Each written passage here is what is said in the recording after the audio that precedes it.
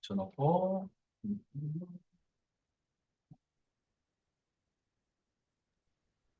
아니, 아니, 저기 전기밥솥. 전기밥솥 맞아요. 그 코드 빼셔야 돼. 잘못하면 화재 발생할 수 있어요. 전기밥솥.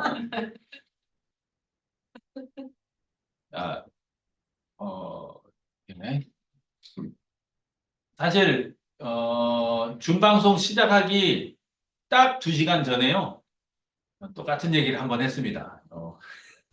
그래서 어, 한 번 더 짚어드려야 되는데 어, 차트를 가지고 차트를 보면서 매매를 할 거고 매매 타점을 잡을 건데 왜 차트를 하냐면 어, 통계 자료예요. 통계 자료. 거래된 결과를 그림으로 만들어 놓은 거고 그래야 한눈에 움직임을 파악할 수 있기 때문에 그림으로 그려놓은 거예요. 이거를 그냥 숫자로 써놨다고 하면 굉장히 어려웠을 겁니다. 근데 그림으로 그려놓은 건데 한번 볼게요. 어떻게 된 건지. 자, 우리가 학교 다닐 때 배운 가격이 결정된다라고 하는 건 거래가 이루어지는 거예요. 즉, 수요와 공급이 만나는 그 지점. 거기에서 가격이 형성이 되고, 가격이 형성이 됐다, 거래가 이루어졌다 하는 건, 어, 가격과 동시에 거래량, 물량, 수량이 얼마나 거래가 됐는지까지 확정이 되는 거죠. 그렇게 거래가 이루어질 때마다 점을 하나씩 찍어서 그 점을 이렇게 봉으로 만들었습니다. 그래서 봉 하나는 1시간 동안에 거래한 결과라고 보시면 되는데 왜 1시간이냐? 우리 프리미엄 차트, 앞으로 설명드릴 프리미엄 차트가 1시간 단위로 구성이 되어 있어요. 1시간 단위로 구성이 되어 있다라고 하는 건 여러분들이 매매를 하실 때 너무 조급하게 막 분초를 다퉈가면서 매매하실 필요는 없다. 그렇다고 해서 또 오늘 사놓고 잊어버리고 한 일주일 있다 쳐다봐서도 안 된다 하는 의미가 들어 있습니다. 1시간의 호흡이라는 건 그 정도 오늘 사서 오늘 팔고 편안하게 주무실 수 있게끔 하는 다만 하루 종일 모니터 쳐다보고 혹은 핸드폰 쳐다보고 아무 짓도 못하는 그런 수준에서는 벗어날 수 있게 일상생활을 하실 수 있는 수준의 호흡이다. 그게 1시간 보험 기준이고요.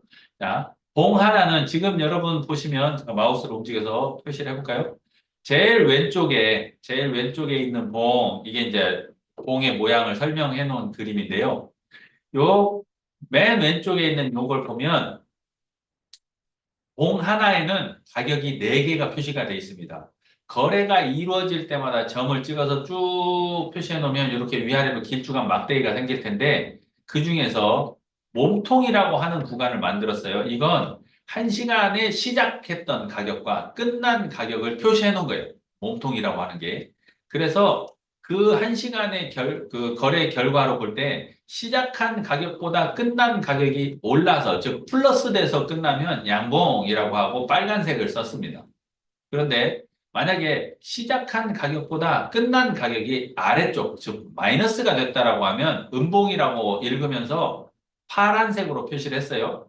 그러면 봉 하나, 이 캔들 하나에는 가격이 4개가 표시가 되게 됩니다. 가장 높은 고가, 그리고 가장 낮은 저가, 그 다음에 몸통의 아래쪽이 시가가 될 수도 있고 종가가 될 수도 있죠. 몸통의 위쪽이 종가 혹은 시가가 될 수가 있습니다. 몸통의, 그러니까 시가 종가의 위치에 따라서 양봉이 될 수도 있고 음봉이 될 수도 있는 거죠.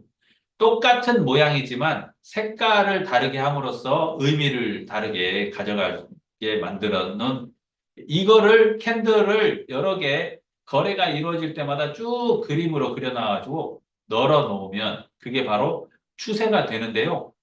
이런 식으로 추세가 만들어지게 될 거예요. 좀 이따가 이거를 설명을 드리겠지만 캔들 하나가 쭉 시간이 지나면서 완성이 되어지고 그러면서 가격이 오르락 내리락 오르락 내리락 오르락 내리락 하면서 움직이게 됩니다. 자, 그럴 때 캔들을 좀 더 뜯어볼게요. 봉 하나에 4개의 가격이 있다라고 말씀을 드렸는데 그 4개의 가격은 어떻게 만들어지느냐? 사는 사람과 파는 사람이 예, 일치하는 지점에서 거래가 이루어지기 때문에 그런데 자, 우리는 이 차트를 통해서 뭐 할 거냐면 추세를 확인할 거예요. 추세. 즉, 지금부터 앞으로 이 코인의 가격이 오를지 내릴지. 그리고 오른다면 어디까지 오를지 내린다면 어디까지 내릴지를 예측해 보기 위해서 통계 자료를 만들고 그 통계의 결과를 그림으로 만들어 놓은 거다 생각하시면 되는데 자, 보세요. 세 번째, 네 번째 캔들을 요 두 개의 캔들을 보면 위쪽으로 꼬리가 없습니다. 그 얘기는 가장 높은 고가가 곧 양봉의 경우는 종가가 되고요. 음봉의 경우는 시가가 되죠. 자, 반대로 아래쪽에 꼬리가 없는 건 시가와 저가가 같든 종가와 저가가 같을 때 이런 현상이 꼬리가 없는 게 나타나는데 꼬리가 있는 건 무슨 뜻일까요? 그러면 꼬리가 있다라고 하는 건 그 가격까지 갔는데 그 꼬리 끝에서 반격을 당한 거예요. 자, 양봉의 경우는 처음에 여기 시가에서 시작해서 1시간 동안 가격이 내려갔습니다. 내려갔는데 이 꼬리 끝에서 반격이 들어와서 밀어 올리기 시작하는 거예요. 내려가다가 밀어 올리는 힘에서 쭉 밀려서 어디까지요? 종가까지 올라와서 올라가는 힘이 살아있는 채로 끝난 상황인 거죠. 자, 요 마지막 캔들을 볼까요? 마지막 캔들은 음봉이니까 몸통의 위쪽이 시가예요. 시가. 여기서 시작해서 1시간 동안 고가, 꼬리 끝까지 갔어요. 꼬리 끝에서 반격을 당해서 이제 후퇴를 하기 시작합니다. 어디까지요? 종가 있는 데까지 후퇴를 당해서 내려가는 힘이 살아있는 채로 끝나는 상태가 되는 거죠. 이렇게 캔들 하나, 봉 하나만을 봐도 그 안에 사고 파는 힘의 균형, 즉 매수세가 센지 매도세가 센지 그거에 따라서 가격이 오르거나 내리게 되는 그것들을 확인하실 수가 있는데 자, 봉의 모양이 이런 것들도 있습니다. 1번, 2번은 위쪽, 아래쪽으로 꼬리가 없는 전형적으로 한쪽으로만, 즉, 양봉의 경우는 매수하는, 즉, 밀어 올리는 힘만 작용한 거고, 음봉의 경우는 찍어 누르는 힘만 작용한 거예요. 이렇게 전형적으로 오르는 힘, 내리는 힘만 작용하는 경우도 있지만, 위아래로 꼬리가 생겨요. 위쪽으로, 아래쪽으로 꼬리가 생기면, 거기까지 왔다 간 흔적이 남아있는 거잖아요. 흔적이 남아있는 건데, 왜 하필이면 거기까지만 왔을까? 꼬리 끝이 왜 거기까지만 왔을까? 도대체 꼬리 끝에서 무슨 일이 있었을까를 생각해 보면 거기에서부터 반격이 시작된 거죠. 그래서 꼬리 끝에서 적군을 만납니다. 자, 3, 4번 볼게요. 밀어 올리는 힘이 작용했어요. 3번 역시 4번 역시 밀어 올리는 힘이 작용했는데 꼬리 끝에서 반격을 당해서 주저앉았습니다. 그러다 보니까 다녀간 흔적으로 위쪽으로 꼬리가 길게 남았고 몸통의 길이가 짧아요. 이렇게 3번과 4번 같은 캔들이 나왔다고 하는 건 올라가려는 힘을 찍어 누르는 더 세게 찍어 누르는 힘에 의해서 긴 꼬리가 완성되니까 더 이상 올라가기 힘들겠구나로 판단할 수 있어요. 그러면 반대로 5번과 6번의 경우는 찍어 누르는 힘이 작용했는데 꼬리 끝에서 반격을 당해서 밀어 올렸어요. 그러니까 매수세가 들어오면서 쭉 밀어 올린 거죠. 매수세가 세게 들어왔으니까 5번, 6번 캔들이 나왔다고 하는 건 더 이상 안 떨어지겠구나. 꼬리 끝에서 받쳐주기 시작했네 라고 볼 수 있는 거죠. 이렇게 1, 2번, 3, 4, 5, 6번하고 달리 8번 캔들 한번 볼까요?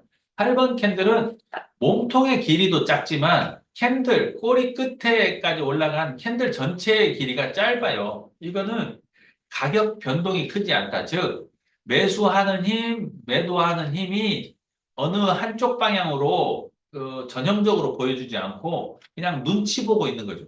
가격이 움직이지 않고 눈치 보고 있는 이 8번 캔들의 경우는 횡보장세에서 주로 보여지는 캔들입니다. 이런 8번 캔들이 옆으로 쭉 나열되어 있는 게 횡보장이 되는 거고 횡보가 계속된다라고 하는 건 에너지가 응축되고 있는 거예요. 무슨 뜻이냐? 코인판을 한마디로 말씀을 드리면 코인판은요. 세력들이 자기네들 돈 벌어가려고 만들어 놓은 도박판 같은 거예요.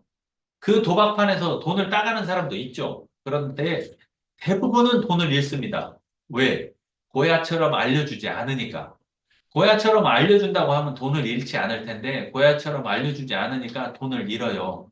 세력들의 움직임이, 자, 8번 같은 이런 캔들로 쭉 이어진다라고 하면 세력들이 쭉 지켜보고 있는 거죠.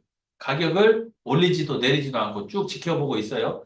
그러다가 어느 순간 위쪽, 그러니까 가격을 올리거나 내리는 그런 일이 발생을 할 때 크게 움직이는데 왜 크게 움직이느냐? 이렇게 작은 몸통이 작은 이런 난쟁이 같은 캔들들이 쭉 나오면 가격이 안 움직이고 에너지가 자꾸 응축되는 거예요.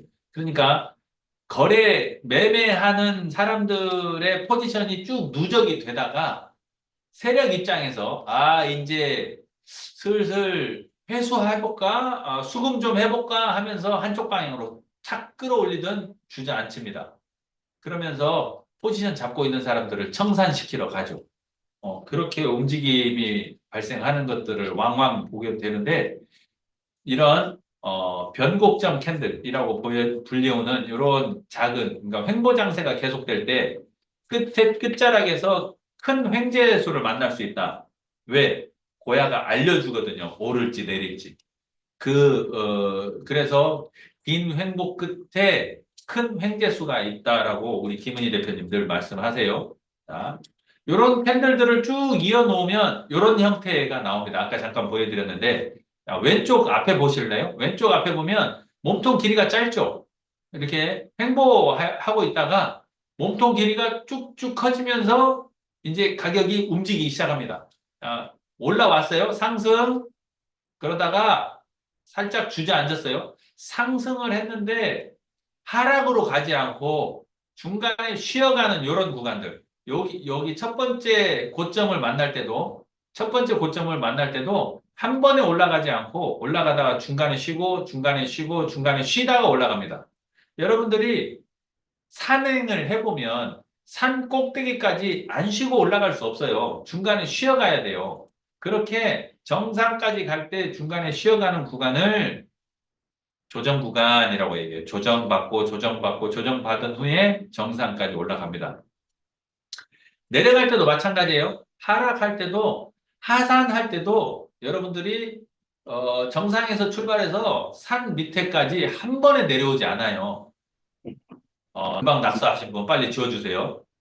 이거를 제가 어떻게 지울 수가 있다고 들었는데 잠깐만요. 한번 볼까요? 주석 딸기. 감사합니다.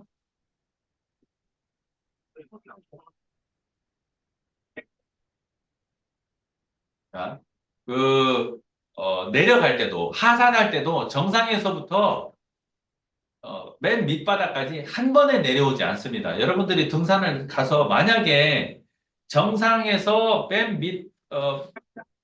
산 바닥까지, 맨 밑에까지 한 번에 안 쉬고 내려갔다라고 하면 여러분들 등산을 한 게 아니고요. 산보 다녀오신 거예요.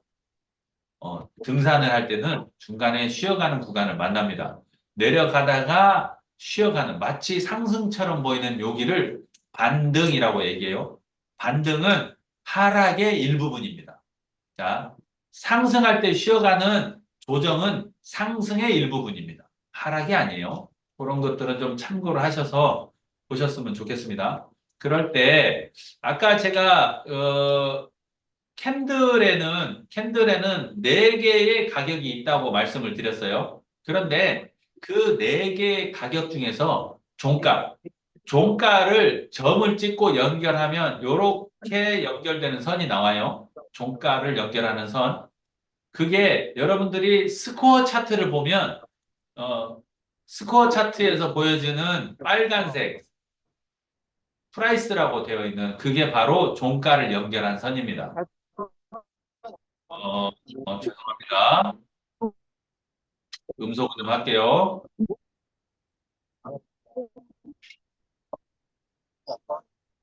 음소거를 했는데도 들린다는 건 내부에 적이 있다는 얘기인데, 잠깐만요. 간첩부터 한번 찾아보겠습니다.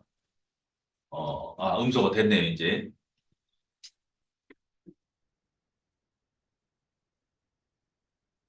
지금 여러분들 눈에 까만색 점이 7개가 보이시죠? 이 7개를 평균을 냅니다. 평균을 내면 지금 여기 이렇게 우리 고야 라인과 같은 색으로 표시되면서 이동평균선 이렇게 써 있는 이 7개의 평균값이 움직인 이게 7개를 평균했으니까 7, 2평이라고 불리는 이동평균선이 생겨요. 네, 프리미엄 차트에서는 이동평균선을 3개를 보여드리는데 7, 2평, 7개 평균 낸 7, 2평, 20개를 평균 22평, 그리고 60개 평균 낸 62평 이렇게 7, 20, 60 세 가지의 이동 평균을 묶어서 3MA라고 하는 프리미엄 차트의 2번 버튼에서 보실 수 있는 걸 표시해 주는데요. 그거를 이렇게 다음 차트 보여드릴게요. 단기, 중기, 장기라고 부를 수 있습니다. 단기 이동 평균선이 위에 있고 중기, 장기가 아래에 있는 이 상태를 정배열 상태라고 하는데 정배열 상태라고 하는 거는 새로운 거래 결과로 만들어지는 그러니까 종가 하나가 만들어지는데 그게 평균값을 끌어올리고 있는 상태예요. 계속 새로운 종가가 끌어올리는 즉 상승하고 있을 때 나오는 게 정배열이고 반대로 새로 거래 결과가 평균보다 아래에 있으면 평균값을 계속 깎아먹으면서 아래로 끌어내리죠. 이게 역배열 상태예요. 그럴 때 단기가 먼저 떨어지고 중기, 장기를 끌어내립니다. 자, 정배열에서 역배열로, 역배열에서 정배열로 바뀌는 변곡점들이 생기는데 그거를 데드크로스 혹은 골든크로스라고 해요. 그래서 골든크로스에 진입해서 데드크로스에서 빠져나오면 수익을 내실 수가 있겠죠. 요게 진입 타임으로 잡으실 수 있는 변곡점이 되겠습니다. 자, 그런데 아까 제가 캔들에 대해서 설명을 드릴 때 꼬리 끝에서 적군을 만나서 반격을 당했다라고 말씀드렸잖아요. 그 꼬리 끝에는 뭐가 있냐? 매물벽이 있어요. 매물벽. 그 매물벽이 거래량이 많은 데를 얘기하거든요. 여기 도지, 오른쪽에 있는 도지 한번 보실래요? 여기 보면 요 위아래로 쭉 되어 있는 게 가격이에요. 126원, 125원 이렇게 쭉 가격이 있고 중간에 왼쪽으로 위쪽으로는 팔려고 하는 물량, 매도 물량이고 아래쪽으로는 매수 물량이에요. 매도 물량에 보면 이게 거래량들이 쭉 있는데 팔려고 내놓은 물량이죠. 여기 120원에 가장 많은 거래 물량이 쌓여 있어요. 그리고 119원에 살려고 하는 가장 많은 물량이 있고 그 사이에서 지금 가격이 형성되고 있습니다. 이렇게 특정 가격대에 매물대가 몰려 있는데 만약에 도지가 가격이 상승을 하려고 하면 120원을 넘어서 130원까지 가격이 올라가려고 하면 지금 나와 있는 이 매물이 다 소화가 돼야 돼요. 그런데 119.3원에서 120원을 뚫지 못하고 이 매물이 다 소화가 안 되면 어떻게 되느냐? 도전했다 빠지고 도전했다가 빠지고 도전했다가 빠지고 하다가 주저앉아요. 그러면 돌파가 안 나오죠. 그거를 어떻게 말씀드리느냐? 저항이라고 말씀드립니다. 120원의 가격대가 저항선으로 작용하면서 현재 119원에서 돌파를 못하고 맞고 떨어지고 맞고 떨어지고 맞고 떨어지고 하면서 쌓여있는 매물을 소화하는 과정이 거쳐요. 그 매물이 다 거래가 이루어지고 소화가 끝나면 돌파가 나옵니다. 돌파가 나오고 나면 좀 전에 저항으로 작용했던 120원이라는 그 가격은 이제 역할이 지지선으로 바뀌어요. 그래서 같은 120원인데 현재 가격이 120원 이하에 있을 때는 저항선으로 작용을 하고 현재 가격이 120원 위로 올라가면 이제는 지지선이 돼서 120원에서는 더 이상 내려가지 않고 받쳐주는 역할이 됩니다. 이렇게 같은 가격인데 현재 가격이 아래에 있느냐 혹은 위에 있느냐에 따라서 역할이 저항이 되기도 하고 지지가 되기도 합니다. 우리는 어디에서 거래를 할 거냐면요. 지지선과 저항선에서 거래를 할 거예요. 진입하는 것, 즉 매수도 지지와 저항선에서 할 거고요. 매도도 지지와 저항선에서 할 거예요. 아까 시작할 때 어느 분이 매도 타임을 잘 못 잡는다고 하셔서 지금 그 말씀을 드리는데 똑같은 선에서 사고 파는데 이 선의 위치가 조금 달라요. 그거를 좀 이따 프리미엄 차트에서 한 번 더 짚어드리겠습니다. 자. 주식 차트이긴 하지만 요게 어떤 종목이죠? 종목, 여기 써 있네요. 이런 주식 차트인데 아까 제가 말씀드렸어요. 밑바닥에서 정상까지 한 번에 안 쉬고 올라가는 법이 없다. 중간에 쉬어간다. 중간에 쉬어가는데 그 쉬는 구간을 조정 구간이라고 말씀드렸어요. 올라가다가 내려오고 내려오고 내려오고 저항선을 뚫지 못하고 또 지지선의 지지를 받으면서 박스 구간을 형성을 합니다. 이 박스 구간을 돌파하고 나면 저항선으로 작용했던 요 선은 이제 지지선이 되는 거예요. 그래서 받쳐주고 받쳐주고 위에 또 새로운 저항선이 있죠. 뚫지 못하고 뚫지 못하고 뚫지 못하가 드디어 돌파가 나옵니다. 이 돌파가 나오면 저항선으로 작용했던 이 가격은 이제 다시 지지선이 되는 거예요. 지지선이 되어서 정상까지 갈 때 중간중간에 쉬었다 가는 이런 형태의 움직임을 많이 보시게 될 거예요. 자, 이게 캔들을 이해하는 가장 기본적인 개념이고요. 요걸 가지고 프리미엄 차트를 보도록 하겠습니다.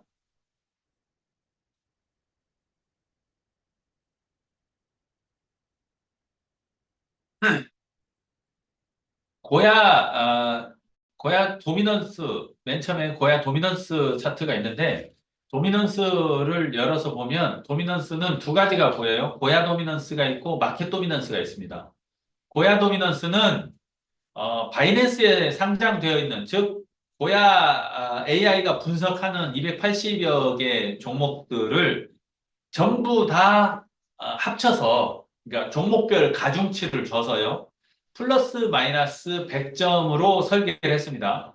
요거는 시장 전체 분위기라고 보실 수 있어요. 시장 전체 분위기가 이렇게 크게 확대해서 볼게요. 요 위아래로 마이너스 100점에서 플러스 100점까지 있는데 플러스 마이너스 20점 사이 지금 여기가 20점이죠. 여기 20점.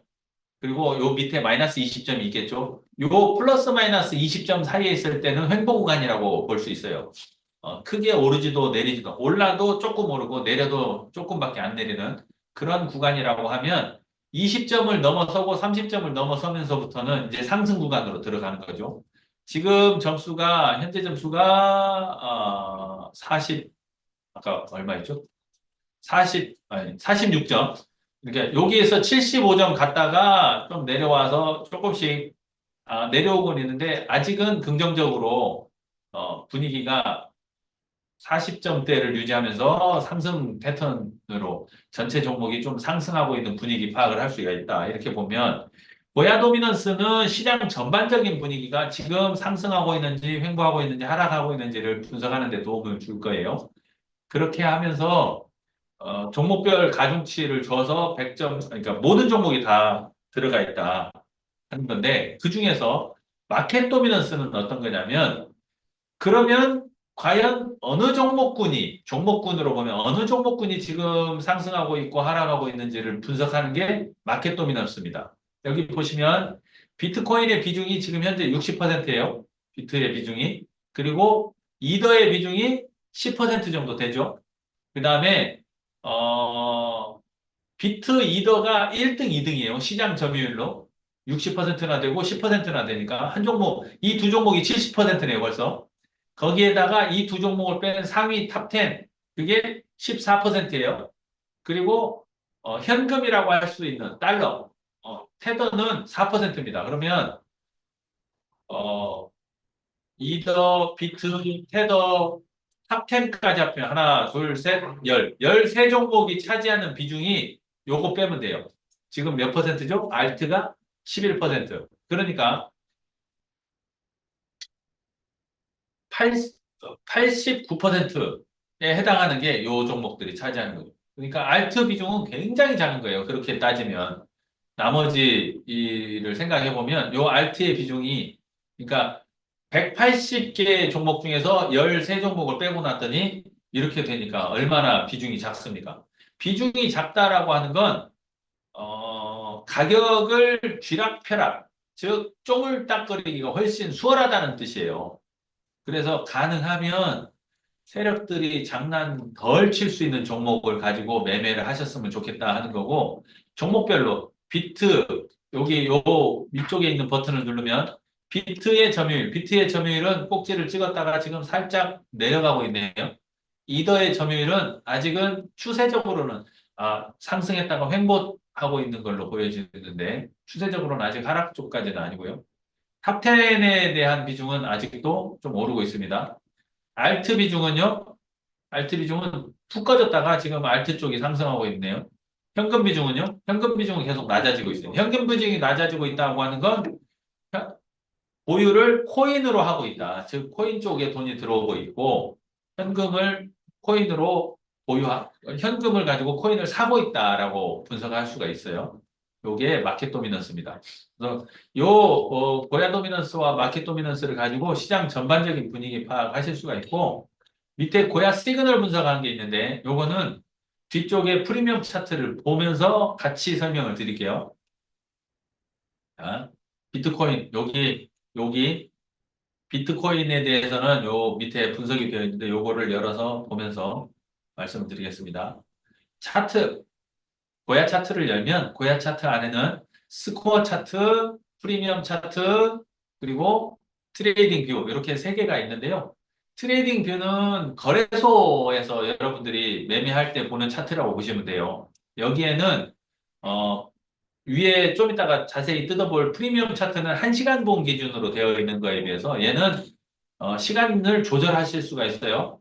4시간 아니면 일봉 이렇게 조정해서 보실 수가 있고 어, 각종 보조 지표들도 세팅을 하실 수가 있어요.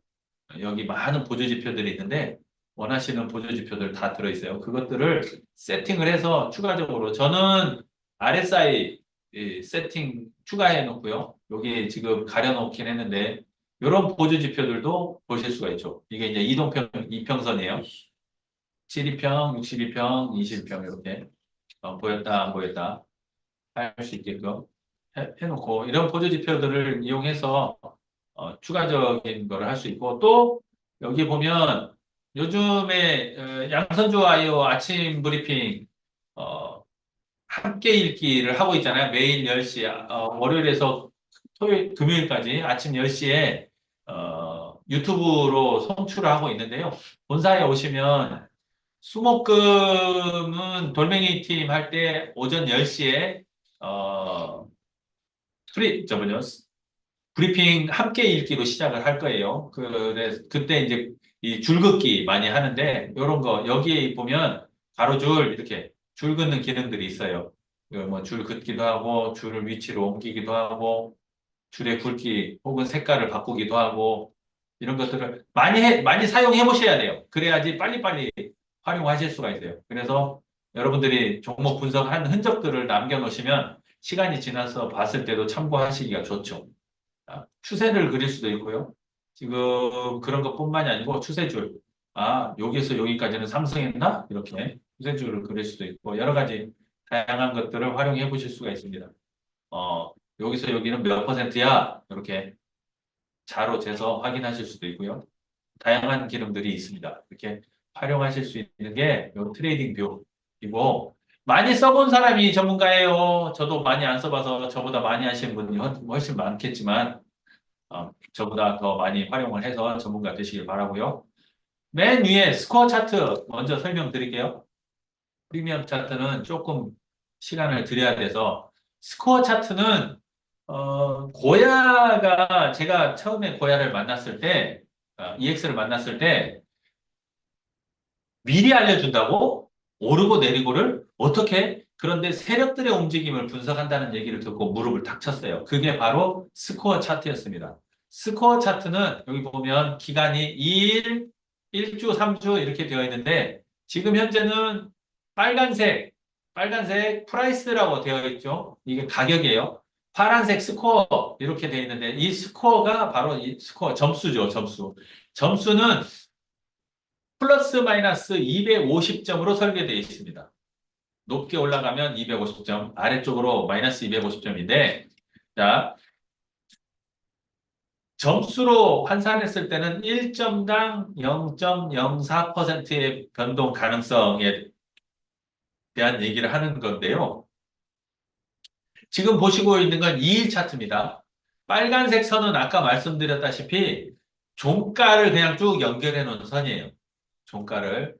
캔들에서는 4개의 가격이 있는데 그 중에 종가를 쭉 연결해 놓은 선이라고 보시면 되고요. 자, 파란색 선. 파란색 선이 스코어. 그때 매시 여기 갖다 놓고 보여드리면 매시 약 6분에 발표를 합니다. 점수를 발표를 하는데 그 점수가 플러스 마이너스 250점 사이의 점수고 그게 바로 앞으로 이 종목이 어느 만큼 변동될지에 대한 예측 점수예요. 그런데 이 예측 점수는 고야가 세력들의 움직임을 분석해서 우리한테 점수로 알려주는 거예요. 자, 지금 보면 이 비트코인의 경우 2일 차트에서 2일 스코어 차트는 현재 점수와 현재 가격이 거의 떨어지지 않고 그냥 붙어가잖아요. 이렇게 붙어서 움직인다고 하는 건 세력들이 특별한 움직임이 포착되지 않았다라는 의미로 해석할 수 있습니다. 자, 그런데 3주 차트로 가볼게요. 3주 차트로 가서 열어보면 이제 이격이 좀 보이죠? 이격이 보이고 여기 아래 지금 파란색 선이 요 밑에까지 내려왔었던 적이 있어요. 그런데 빨간색 가격은 요 밑에까지 아직 이 밑에까지 내려오지 않았습니다. 그 얘기는 요 아래까지 내려왔다가 이 위쪽으로 올라갈 가능성이 있어요. 그러면 요 밑에가 가리키는 가격이 얼마냐?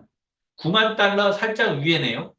9만 달러 약간 위에. 그러니까 약 9만 달러까지 내려왔다가 지금 가리키고 있는 가격. 여기까지는 이 빨간색 선이 아직 파란색 선이 찍었던 가격까지 안 내려왔고 파란색 선이 찍은 가격까지 안 올라갔으니까 내려왔다가 올라갈지 올라갔다 내려올지는 모르지만 얘가 가리키는 요 가격까지 움직일 가능성이 발표한 시간을 기준으로요.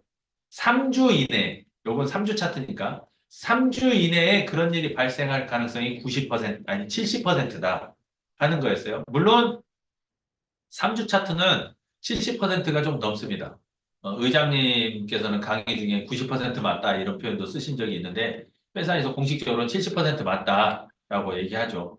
자, 아직 9만 달러 언저리까지 왔다 간 적이 없으니까 여기까지 여기 9만 2천 92,800 여기까지는 왔네요. 여기까지는 왔지만 요 밑에까지는 안 내려왔었어요. 그러니까 왔다 갈 가능성이 존재하고 지금 현재 위쪽으로 가리키고 있으니까 3주 이내에 10만 5천 달러를 넘어설 가능성이 70%다.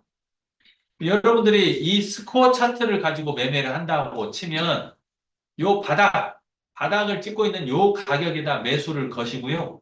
이 위에 위쪽에 걸려 있는 요 가격에다가 여기서 현물을 매수하셔가지고 위쪽에다가 매도를 걸어 놓으시면 긴 호흡에서 아까 제가 캔들을 설명드리면서 1시간 차트 기준으로 사고 팔고 한다고 했을 때 호흡하고는 다른 호흡이에요. 지금 이거는 긴 호흡에서 아래쪽 바닥권, 여기 바닥권이 찍고 있는 여기에 매수해서 위에 여기다가 매도를 하는 이거는 3주 차트를 기준으로 길게 보고 매매하실 수 있습니다. 그렇게 활용하시는 스코어 차트. 이 차트를 좀 전에 보셨던 여기로 돌아가서 보시면 코인 여기에서 스코어라고 되어 있는 두 번째 있죠. 요 스코어, 이 지금 여기 얘기하는 이 스코어가 바로 여기에서 스코어 차트를 얘기하는 거고, 요거를 여기 고야 리스트를 들어가서 보면 이렇게 리스트가 보여지거든요. 나와라. 네. 고야 리스트에서 딱 열어서 보면 첫 번째 전점수, 두 번째 현재 점수, 세 번째 변동 점수 이렇게 세 개의 칼럼을 차지하고 있는 게 스코어 차트에 대한 얘기고요. 여기에서 점수로 한 시간마다 매 시간마다 발표를 하기 때문에 8시에 발표한 GMX라는 코인의 스코어는 88.7점, 9시에 발표한 GMX 코인의 스코어는 128.9. 그러니까 1시간 동안에 40.2만큼 스코어가 올랐어요. 그러면 이 코인의 스코어 차트를 열어서 보면 1시간 만에 툭 올라간 모양이 보이죠. 이렇게 툭 올라가면 이 코인 가격이 많이 상승할 수 있다.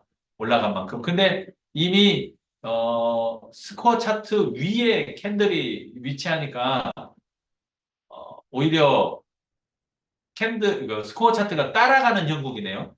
자, 요 리스트 상에서 보여주는 고야 리스트를, 여기 고야 리스트를 처음 딱 열면 리스트가 쫙 보여주는데 순서가 무작위로 보여지는 것처럼 보여요. 어쩔 때는 여기가 막 비트가 우리가 눈에 익숙한 코인들이 보이는 경우들도 있는데 보여지는 순서는 변동 접수, 1시간 동안에 변한 접수가 가장 높은 것부터 위에서 아래로 보여줍니다. 반대로 가장 변동 점수가 많이 빠진, 마이너스로 빠진 걸 보면 SCR이라는 종목이네요. 이 종목 차트를 열어볼게요. 그러면 SCR이라는 종목은 1시간 전에 비해서 푹 꺼졌죠. 그러면 가격도 많이 빠질 가능성이.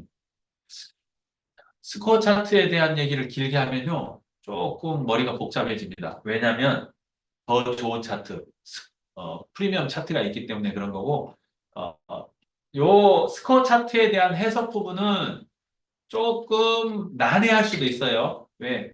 정확하게 숫자로 얘기하는 게 아니고, 지난 토요일 날 우리 상무님, 부상무님 강의하실 때 설명해 주신 것처럼 스코어 차트를 보실 때는 추세, 즉 방향만 좀 봤으면 좋겠다라고 말씀해 주시는 것처럼 방향과 그 기울기의 각도, 가파르게 올라가고 있는지 추세적으로 지금 올라가고 있는지 이런 걸로 활용을 하셨으면 좋겠다고 말씀하시는 것처럼 얘가 가리키고 있는 실제 가격에 대한 것보다는 그렇게 활용하시라고 부탁해 주셨던 것처럼 어, 해석이 조금 어려우실 수는 있어요. 그런데 나중에 보면, 아, 스코어 차트 참 대단하다 하는 느낌 가지실 수 있을 텐데 그 이유가 뭐냐?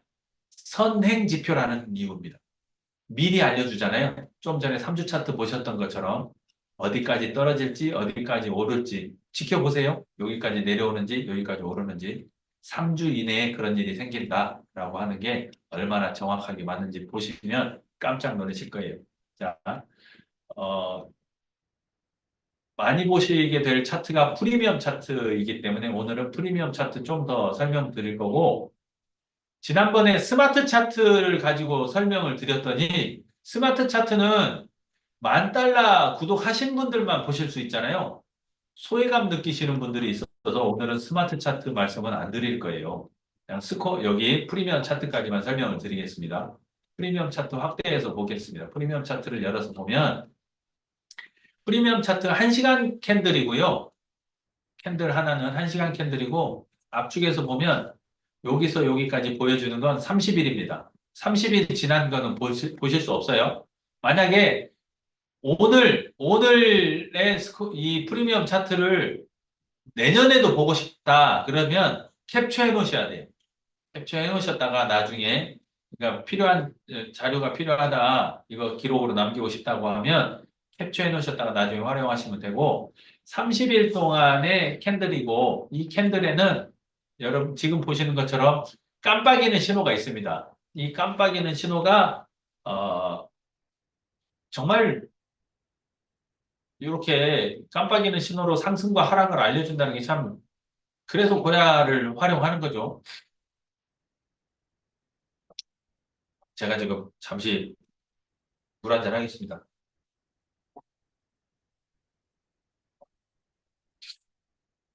안 쉬고 3시간째 꽥꽥 소리를 들었더니 발음도 꼬이고 머릿속도 꼬이고 들으시는 분들한테는 죄송하고 막 이러네요. 자, 프리미엄 차트를 먼저 아까 제가 30일 캔들로 이루어져 있다고 말씀을 드렸고 기본적으로 보여주는 게 1번 보조지표예요. 1번 보조지표 고야라인입니다. 고야라인, 고야라인인데 왜 고야라인이냐?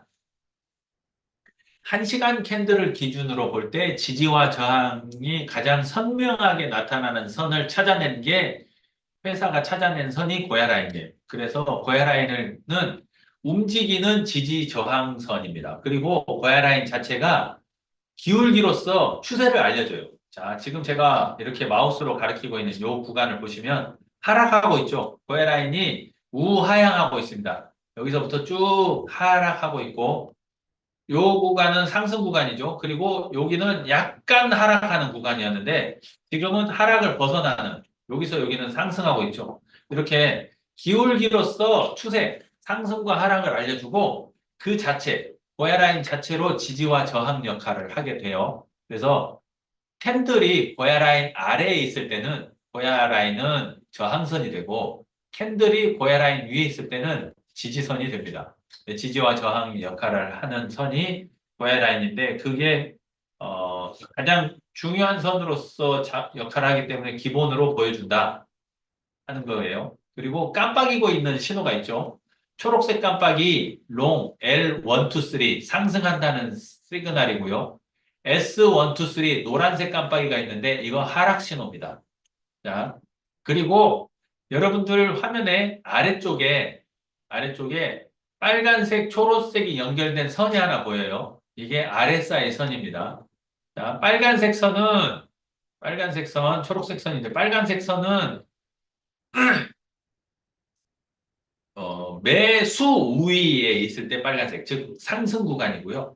초록색 선은 매도 우위, 하락할 때 초록색. 제가 BTS 저희 팀에는 이걸 양탄자라는 이름을 붙였어요. 그래서 빨간색 양탄자, 초록색 양탄자 이렇게 부르는데 빨간색 양탄자 위에 S가 뜨면 매수 우위니까 상승이죠. 상승하다 S, 숏이 딱 뜨면 더 이상 오르지 않는다라는 걸로 해석이 되고 초록색 양탄자, 즉 매도 우위 상태, 아래 가격이 내려가고 있을 때 L이 뜨면 더 이상 내려가지 않는다로 해석을 합니다.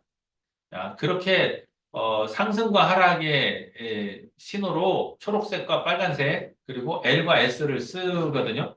자, 아까 캔들에 대해서 설명을 드릴 때 캔들의 색깔이 빨간색이면 상승, 파란색이면 하락 이렇게 말씀을 드렸는데 주식 차트를 쓰는 거래소들이 주로 그렇게 빨간색 상승, 파란색 하락을 쓰는데요. 우리나라는 업비트의 경우 빨간색이 상승, 파란색이 하락을 쓰죠. 근데 통상 코인 쪽의 거래소들은 초록색을 상승, 빨간색을 하락을 씁니다. 그러면 위쪽에 초록색 계통이라고 할 수 있는 게 여기 하늘색이죠. 하늘색도 초록색 계통. 그리고 깜빡이는 L1, 2, 3 초록색. 그게 다 상승. 그리고 LB는 매수세가 유입된 거예요. SB, 여기 깜빡이지 않는 SB 이런 것들은 매도세가 유입된 겁니다. 그렇게 해서 통상 초록색 계통은 상승, 빨간색 계통은 하락으로 나타내는데 양탄자만 색깔이 바뀌어 있어요. 그래서 제가 헷갈려서 어, 회사에다 한번 건의를 한 적이 있거든요. 색깔 바꿔주시면 안 돼요? 그랬더니 이미 많은 분들이 그렇게 알고 있어서 바꿀 수가 없대요. 그래서 그냥 우리가 익숙해지기로 했습니다. 빨간색 양탄자는 매수 우위로 상승 구간, 초록색 양탄자는 매도 우위로 하락 구간 이렇게. 그러면서 노란색 깜빡이가 보이시죠? 빨간색 깜빡이가 아니고 노란색 깜빡이를 쓴 이유는 제발 팔아라. 이 노란색 깜빡이 제발 팔아라. 이제 빠질 거야. 크게 빠질 거니까 팔아라. 그런데 많이 안 빠져요. 노란색이고 횡보구간 접어들면서 많이 안 빠집니다. 이럴 때 안 팔고 버티다 보면 진짜 하락이 왔을 때, 진짜 늑대가 나타났을 때 늑대한테 물려 죽어요.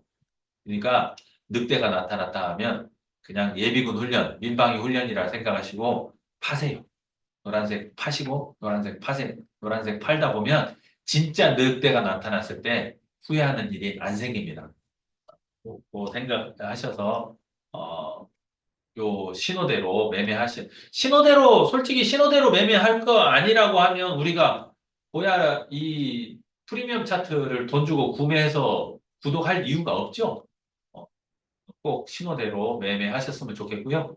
자, 보조지표 추가 설명을 좀 더 해드리겠습니다. 고야 라인을 지우고 2번 아까 말씀드렸어요. 이평선 흰색 12평, 노란색 22평, 빨간색 62평. 근데 간혹 어떤 강사분들이 61선, 21선, 7일선 이렇게 얘기해도 날짜 아니에요. 그러니까 혹시 오해 없으셨으면 좋겠습니다. 입에 붙어서 그렇게 표현하시는 거니까 날짜로 20일 동안의 움직임이 노란선이고 7일 동안의 움직임이 하얀선이고 60일 동안의 움직임이 아니고 60개 캔들, 20개 캔들, 7개 캔들이에요. 그러니까 7, 2평, 22평, 62평인데 그게 역배열 상태. 즉 흰 선이 가장 밑에, 노란 선이 중간에, 빨간 선이 제일 위에 있는 역배열 상태면 하락 구간이고요. 정배열 상태가 되면 상승 구간. 지금 다시 정배열 상태가 됐죠. 상승 구간입니다. 그걸 확인하실 수 있는 게 이평선 매매를 할 때 쓰는 이 2번 버튼. 특히 급상승을 할 때 꼭지를 찾아낼 때 이평선이 꺾이거나 72평이 꺾이거나 72평 밑으로 캔들이 내려오면 그때 익절하시면 좋아요. 아까 어느 분이 어느 타이밍에 익절해요? 물어보셨을 때 수익이 많이 나고 있으면 72평이 꺾이거나 72평 밑으로 캔들이 빠질 때 그때 익절하세요. 그러면 수익을 크게 확보하실 수가 있어요. 지금도 이렇게 확대해 보시면 이평선이 딱 꺾이고 이평선 아래로 내려왔죠. 72평 아래로. 그러면서 음봉이 만들어지고 이 음봉이 22평까지 건드리고 있어요. 그러면 이제 더 깨고 내려올 수도 있기 때문에 그러면 수익이 낮다라고 치면 수익이 점점 줄어들게 되겠죠. 그럴 때 확인 도움 받으셨으면 좋겠습니다.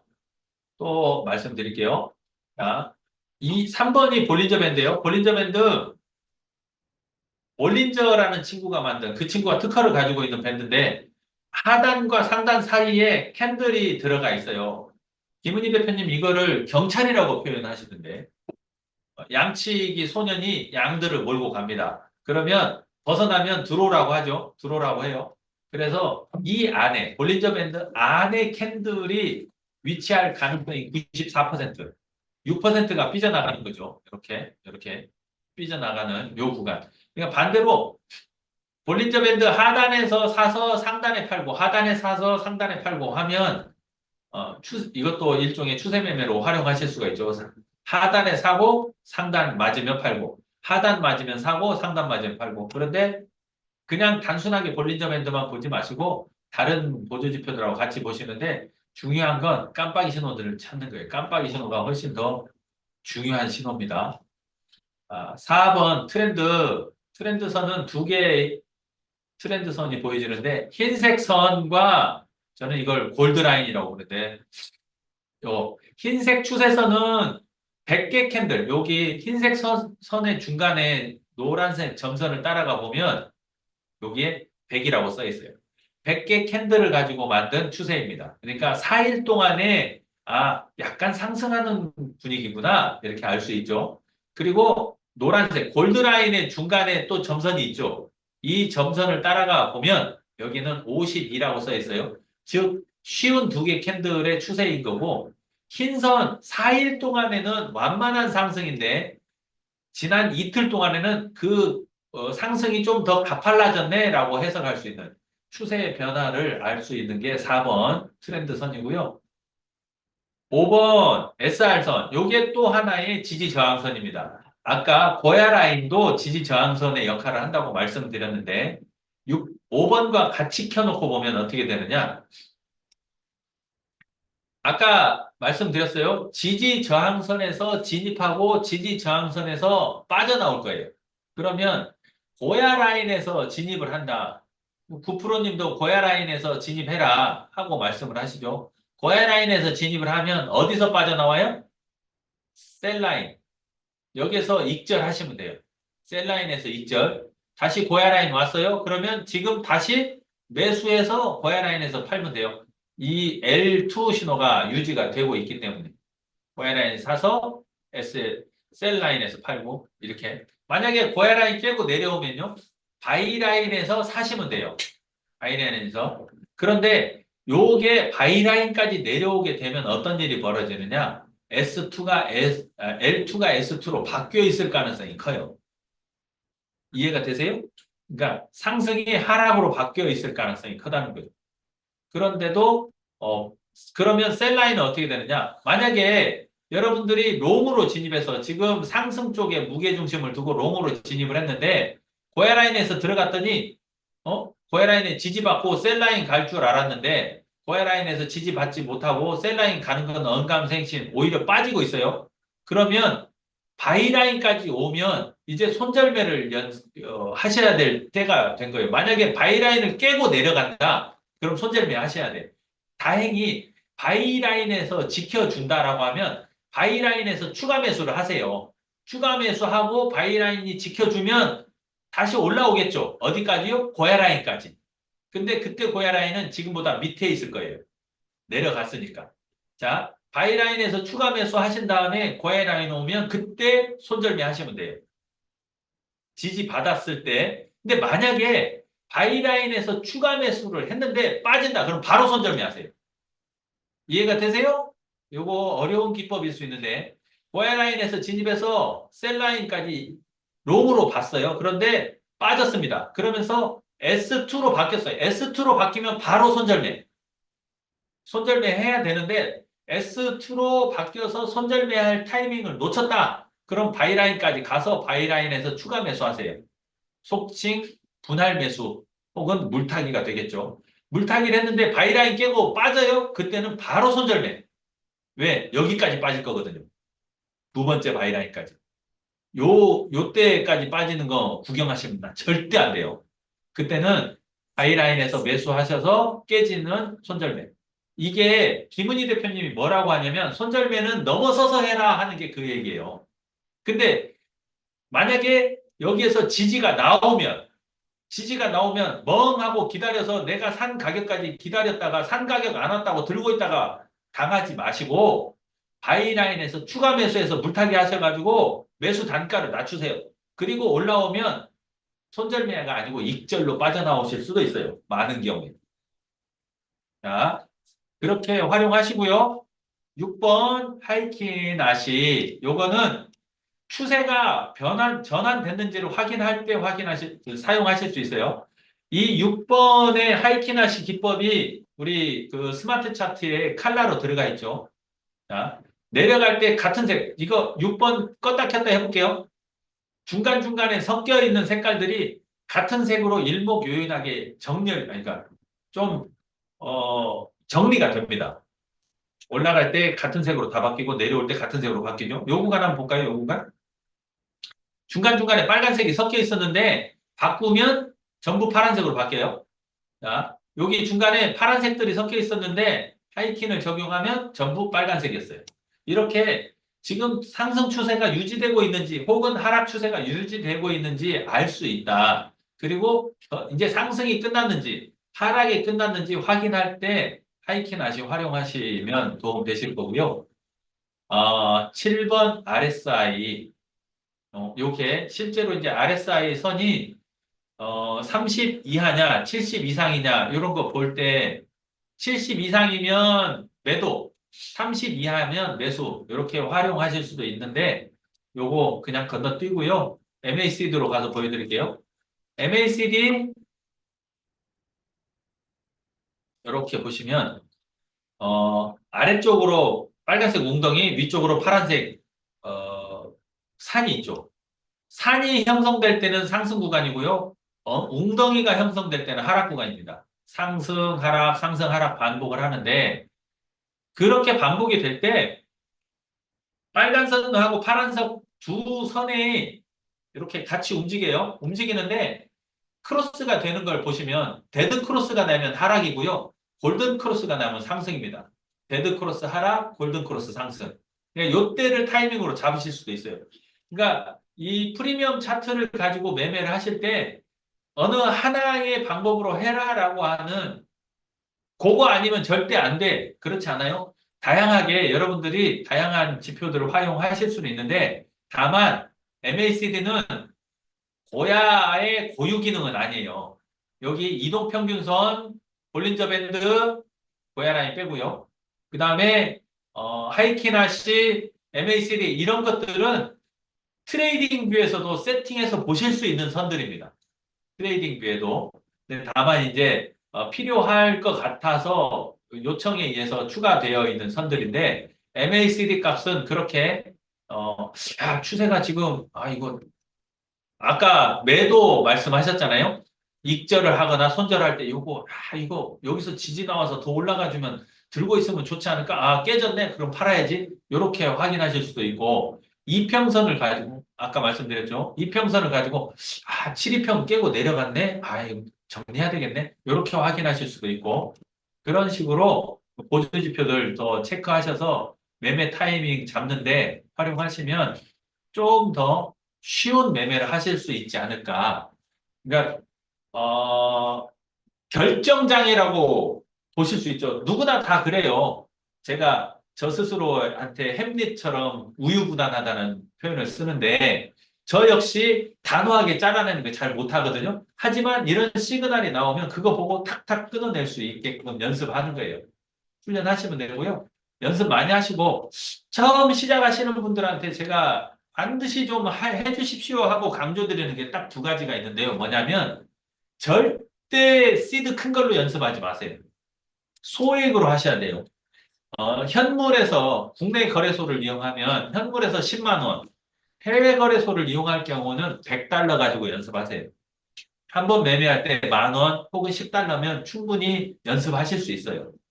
그걸로 10만 원 혹은 100달러 다 소진될 때까지 사고 팔고 하루에도 수십 번씩 해보세요. 그렇게 해서 많이 해보시다 보면 연습하는데 10만 원 사라지는 거, 100달러 사라지는 거, 그거 괜찮잖아요. 그렇게 하면서 익숙해진다고 하면, 이 차트 보고 수익을 안정화시킬 수 있다고 하면 얼마나 저렴한 수업료예요. 그런데 실력이 쌓이려면 반드시 한 가지 더 하셔야 되는 게 매매일지 쓰셔야 돼요. 아무리 눈으로 보고 이때 내가 진입하고 이때 했어 소용없습니다. 그거 실력으로 안 쌓여요. 손절하거나 익절하거나 그게 기록으로 남아있지 않으면 여러분 실력 안 됩니다. 그러니까 다 말씀드린 것 같아요. 어, 잠깐만요. 네, 정면에 엄청난 분이 보여셔가지고 내가 놀래서 누가 보이게요? 본인은 몰라 안 웃어 지금. 이제 웃었어 본인 몰라. 자, 마이크 켜시고 혹시 질문 있으시면 질문 딱 하나만 받아보겠습니다. 마이크 켜주세요. 혹시 하실 말씀 있으시면 질문하실 거 있으면 질문해 주시고요. 채팅창에 뭐 올라왔나요? 음, 김현순 사장님 네, 설명을 매도 타점 다시 한 번만 말씀해 주세요. 어, 매도 타점을 다시요? 예, 이해를 조금 못했어요. 매수 타점은 아세요? 네, 오늘 매수 타점은 어느 정도 들어갔는데 매도 타점이 망설여져서요. 매수를 어디에서 하셨어요? 매수는 그 L 사인 나오면 10칸 후에서 잡으라고 그래서 그렇게 했거든요. 매수를 L 사인 나오면 10칸을 해서 매수를 잡으라고요? 예, 매수 아니요. 그건 손절 라인이에요. 그걸 그렇게 그거 잘못 알고 계신 거예요. 매수부터 다시 잡으세요. 죄송한데 예. 어, 매수부터 다시 잡으셔야 될 것 같아요. 매도가 중요한 게 아니고. 음, 매도, 아니, 그래도 매수는 제가 어느 정도 좀 들어갈 수 있겠는데, 매도는, 아니요. 제가 볼 때는 잘못 들어가고 계세요. 그렇게 들어가시면 안 돼. 지금 말씀하시는 건 손절 라인이거든요. 음, 오야 또 라인에서 매수하시고 오늘 도지 같은 경우가요, 도지가 제가 도시인가? 오후 2시인가 이렇게 진입을 했는데, 그 매도 타점을 제가 못 잡아서, 그, 타점을 아까 한번 설명을 해드렸는데 다시 한번 볼게요. 음,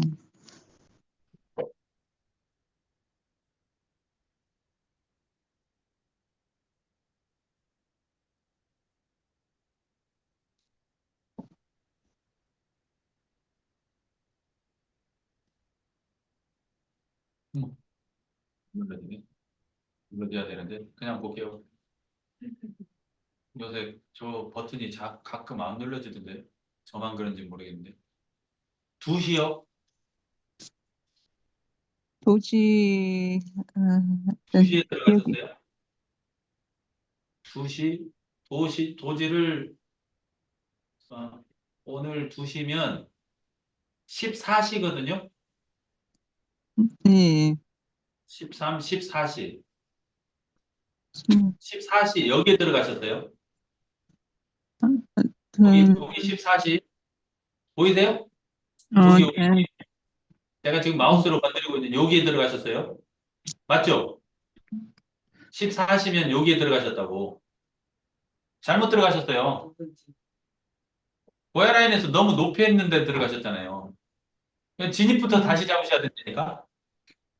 롱으로 들어가셨죠? 일단 네, L2니까, 올라가기 그러니까 직전에, L2니까 롱으로 진입하셨는데 잘못 예, 들어가셨어요. 아니, 제가 타이밍은 좀 늦었었는데, 그 시간대 봐가지고 어쩔 수 없이 그러니까 타이밍 늦으면 잡았거든요. 안 들어가야 돼요. 그래서 좀 타이밍을 놓쳤다 그러면 안 들어가셨어야 되는데, 욕심이 나서 좀 잡았어요. 그러면 손절하셔야죠. 욕심이라는 걸 아셨으면. 그래서 음, 이 매도 타점을 보려니까 매도 제가 타점이 아니고요. 지금 손절 라인 음, 그러니까 잘못 들어갔으니까 그럼 바로 나오셔야 돼. 잘못됐다는 걸 알면 바로 끊고 나오셔야 된다고. 매도가 아니에요, 지금. 그래도 손절 익절 개념이 아니에요. 잘못 들어갔기 때문에 잘못했네, 실수했네, 빨리 나오셔야 된다고. 가격이 0.6, 상관없어요. 예? 0.6% 익절하고 나왔거든요. 그럼 잘하셨어요. 아, 근데 0.6%. 예. 예, 거의 여기 맨 꼭대기 거기서 제가 망설여졌어요. 15분짜리 봉으로 보니까 빨간 캔들이 나와서 무서워가지고 얼른 나와버렸거든요. 근데 1시간짜리를 보니까 음, 빨간 캔들은 아니고 파란 캔들이어서 망설였었는데 근데 근무 시간이라 제가 시간을 아이고야. 근무 중에 매매는 좀 위험한데 집중하실 수 없을 때는 예, 조금 위험해요. 알람을 세팅을 하신 것도 아니고. 매매, 만약에 타이밍을 알았다 그러면 근무 시간 중에 바로 매매하실 수 있으세요? 제가 아니 요양보호사로 일하면서 제가 요양보호사로 일하면서 잠깐 시간이 날 때가 있고 이- 그래서 제가 그 타이밍이 좀 애매하긴 해서 그냥 어쩔 제, 수 없이 제가, 이거는, 일반화 시킬 수 없다고 말씀하실지는 모르겠지만, 권해드리고 싶은 건 근무 중에는 하지 마세요. 음, 퇴근하고도 하루 종일 24시간 근무하세요, 혹시?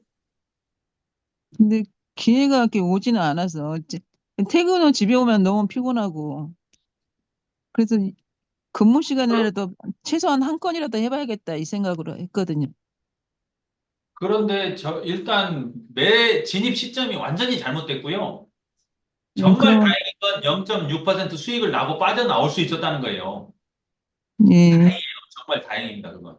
근데 어쨌든 매수부터 아까 매수는 잘한다고 하셨는데 아니요, 엉망이에요. 그거 아니에요.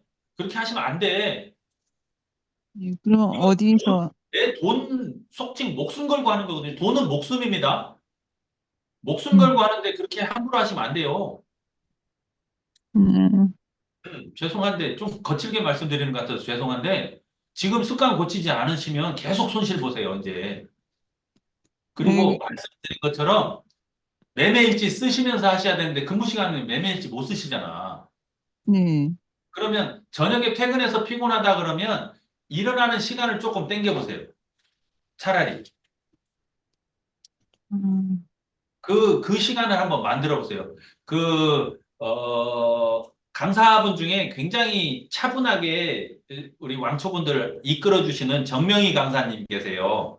네. 정명희 강사님이 유치원 교사로 일할 때 어린 아이들까지 케어하면서 매매를 잘 했거든요. 그거 할 수 있었던 게 밤 늦은 시간에 주무시기 전에 했어요. 음, 근데 지금 피곤하시다고 하니까 그 시간에 못 한다고 하면 선명할 때, 아침에 일찍 일어나셨을 때, 그러니까 출근 전에 네. 집중하실 수 있는 시간에 좀 하셨으면 좋겠어요. 예, 알겠습니다. 네, 그렇게 해서 연습 많이 하시고 아까 말씀드린 것처럼 매매 자주 하시는 것도 좋지만 집중해서 하셔야 돼요. 슬렁슬렁 자주 해봤자 아무 소용 없습니다. 실력 예, 안 붙어요. 일찍 쓰실 수 있을 때 그때 매매하셨으면 좋겠어요. 예, 네. 죄송합니다. 너무 거칠게 말씀드려서. 예, 감사합니다. 네. 제가 건의 하나 있습니다. 네, 말씀하세요. 예, 이런 그 생초보 기초 강의 있지 않습니까? 이런 걸 좀 유튜브에 내주십시오. 유튜브에 있습니다. 저희 유튜브 보시면. 아, 있어요? 생초보가? 네, 있어요. 저희 이거 똑같은 강의를, 기억은 안 나지만 수십 번 한 것 같아요. 그 녹화본이 있습니다. 아, 그래요. 그 찾을 방법이 없죠. 그 우리가 지금. 어, 이거, EX, B, EX를 BT. 유튜브에서 네. ESBTS 찾아보세요. 아, 네, 알겠습니다. 그러면. 네. 네. 못 찾으시면 나중에 저한테 따지러 오세요. 아, 알려드릴게요. 예. 저 질문 하나 해도 되나요? 오늘 질문 끝났는데, 하나만 맞지 마. 예뻐서 봐줄게요. 아, 예. 말씀하세요. 그 현물에서요. 어디에서요? 현물. 현물에서. 업비트에서 네. 현물을 이제 리프를 사고팔고를 계속 리프하고 도지를 사고팔고를 계속 했는데 그 네. 계속 한 게 이제 그 뭐지 시세가 높을 때 이제 금액을 사놓으니까 이제 계속 금액이 안 떨어지는 거예요. 그래서 그러니까 사고팔고 하면서 평단가를 낮췄거든요. 네. 그러니까 그 이익이라고 빨간 글씨로 수익 난 걸로 이렇게 숫자가 나오더라고요.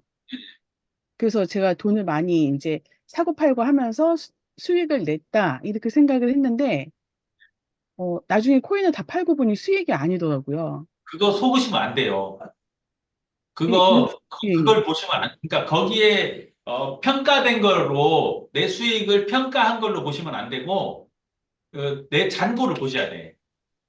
잔고. 잔고. 그러니까, 예, 현물을 매매하실 때는, 그러니까, 업비트에서 현물 거래를 한다고 하면 뭘로 평가를 해야 되느냐? 원화로 내 돈이 얼마인지. 원화로. 원화로. 국내 거래소 말씀하시는 거잖아요. 업비트. 네네. 국내 거래소 업비트의 경우는 원화로 얼마인지를 계속 체크하셔야 돼. 아니면 코인 개수를 보셔야 돼. 개수요. 만약에 예를 들어서 우리가 코인 모으기 하잖아요.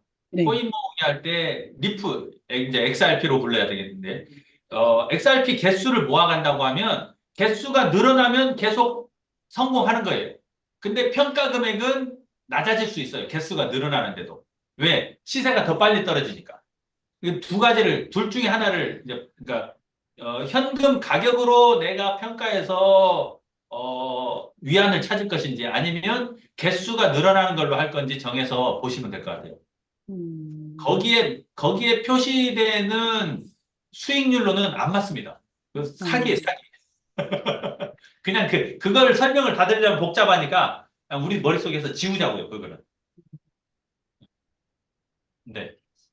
그러면 그러니까 내가 샀던 시세와 개수를 파악하면서 기록을 그렇죠. 해놓는 게 좋을까요? 개수가 계속 늘어나면 평가 금액이 내려가도 괜찮아요. 평가 금액. 그러니까 현물에서는 어떻게 되냐면 내가 샀는데 아까 좀 높게 샀다 그랬잖아요. 샀는데 가격이 떨어져. 그러면 내 잔고가 줄어든 걸로 표시가 돼요. 1,000만 원이 800만 원 돼 있어. 그래도 개수는 안 바뀌었어요. 안 팔았으니까 아직. 그거를 장부가라고 말씀드릴 수가 있어요. 장부상에서는 마이너스인데 마이너스를 손해로 확정짓지 않은 거예요. 왜? 개수는 그대로 들고 있으니까. 들고 있던 이게 만약에 올라서 1,100만 원이 돼서 팔았다. 그러면 익절인 거예요. 개수가 안 줄어들었으니까. 그렇게 정리하시면 될 것 같아요. 네. 혹시 네. 또 다른 분, 질문 너무 많이 받으면요. 오늘 여러분 잠 못 자니까. 없죠? 감사합니다. 그럼 여기서 마칠게요. 수고하셨습니다. 네, 감사합니다.